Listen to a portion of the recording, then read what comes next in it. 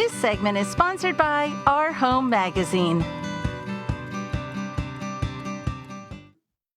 One of the many businesses in our greater Richmond region that certainly has spun on its heel and adapted, the Visual Arts Center of Richmond. We're joined today by Stephanie Fedor. Stephanie, it's great to see you.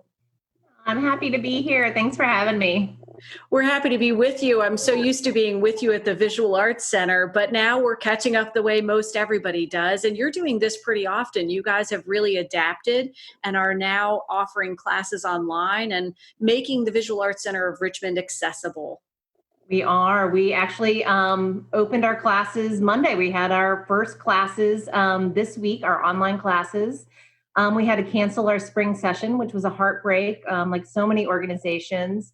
But our team and our teachers adapted really quickly, and we have put a catalog of online classes out there that are available to the community, and we're starting teaching this week. That's really encouraging. I know you must be, you seem pretty like even keeled about that, but you must be like bursting inside because this is really huge to get these offerings back to the community. That's what you do. That's what you're all about. I mean, the mission with Visual Arts Center of Richmond is so important. It is. Our mission is to celebrate and support the creative life of all people through art making, exhibitions, and community programs. And we normally do that in person in our 18 different studios. We can't do that right now. But it was really important for our team and our teachers. We hire over 200 teaching artists every year to engage with the community to figure out how we could continue keeping people engaged. Right now, it's a really important time, I think, for people to figure out how to connect. And I personally believe that creativity and art making is more important right now than ever. I would agree with you 100%. It's definitely an outlet for so many folks and a way to communicate in a time when we are so challenged to do that, or we're finding unconventional ways to communicate. So having those online classes is key. And you're also doing something called Take and Make Kits. That sounds exciting.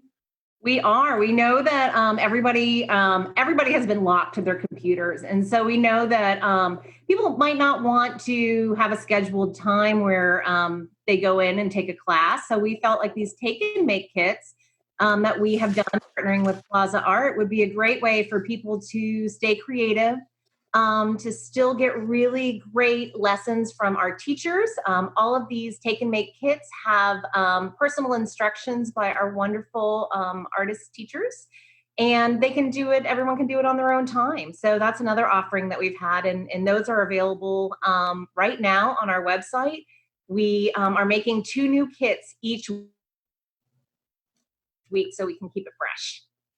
That's always important. You want to keep it engaged because once you've worked on one of these projects, you're excited to do it again, and having a new one and a new option is always key. Stephanie, I want to step back. You mentioned, over 200 instructors during a typical year.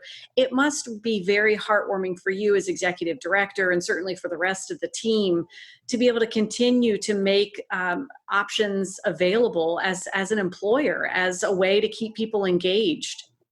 Right. That was really important to us. We understand that artists make their living in a number of different ways. And it was one of the first things that we started to think about. We have a full-time staff of 20, but our teachers work on contract throughout the year, and we wanted to be able to keep them working. We also wanted to be able to keep them doing what they love and being engaged with us and their students. They're really our front line. So that was a key priority for us.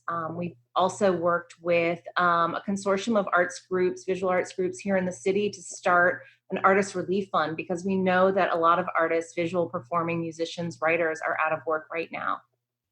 We talked several weeks ago about that fund and that program coming online, and wow, what a difference that can make to help in so many ways. So that was really key. Appreciate you making all the efforts that you have doing that, keeping folks employed and presenting some great options. Before we go though, you have another way to help, the visual Viz Arts Artists Helping Artists auction for 12 weeks. Is this up and running or is it coming online soon?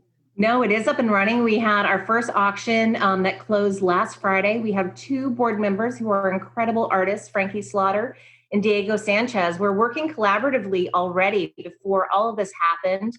And they really spearheaded this idea. They came to us and they said, we want to figure out how we can help. And that's the most amazing thing right now.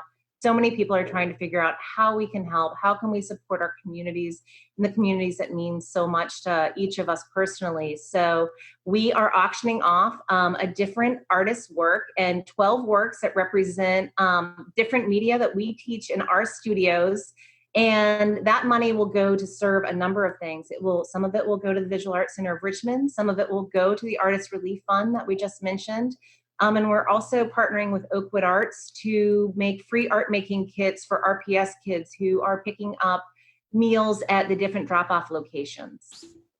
It's absolutely incredible. You guys are engaged in so many ways. Thank you for all of that. It's our pleasure. I'll tell you, we've never worked harder than we have right now. But it feels wonderful to stay busy. It feels wonderful what we're able to do in this really challenging time. And I just appreciate our community so much in the way our staff has stepped up, our volunteers have stepped up, and all the artists in the city of Richmond are stepping up. Absolutely. It is really a beautiful thing to see. So the Viz Arts Artists Helping Artists auction continuing. It's a 12-week auction series. Those take and make kits, and certainly the online classes. Everybody's going to be hopping in to help out the Visual Arts Center of Richmond. Thank you again, Stephanie. Thank you, Jessica, so much for having me. Appreciate it so much that you spend some time with us, and we'll be sure to include a link on our website today, wtvr.com/BTM. I appreciate it. All right, folks, find Our Home Magazine on newsstands today or subscribe at richmondmagazine.com/home. You'll find them on Facebook at Our Home Magazine and on Instagram at Our Home Mag. And you stick around. We got more Virginia This Morning coming up.